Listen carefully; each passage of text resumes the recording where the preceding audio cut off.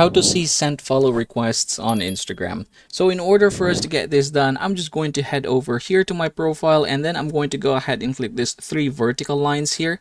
After doing so, I'm going to open the account center. And here in the account center, I'm going to go ahead and scroll down, and you have here your information and permissions. Go ahead and click that one.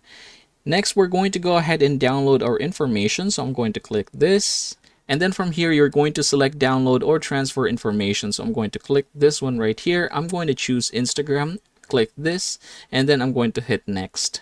Now, this time you have two options, all of the informations or just selected information. I'm just going to go for the selected information here. And then from here, instead of checking everything, I want you to go ahead and look for connections. There you go. We're going to go ahead and click select all for the connections. And then I'm going to click next down below.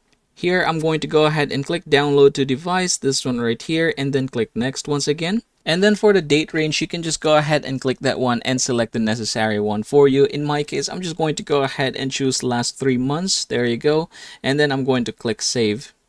After doing so, I'm going to go ahead and click create files. For the format, make sure that you are using HTML. And then I'm going to click create files.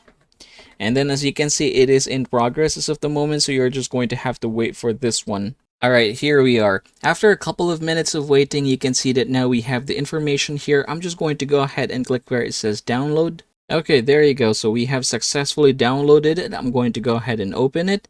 And then from here, I'm going to open the connections. You have the followers and following. I'm going to go ahead and click that one. And then you have the following here. I'm going to go ahead and click that as well. So I'm going to go ahead and open this via Chrome. And then from here, if we are going to go ahead and zoom in, you can see that these are the people that we have followed and the date as to when we have done so. Now you can go ahead and open them. There you go.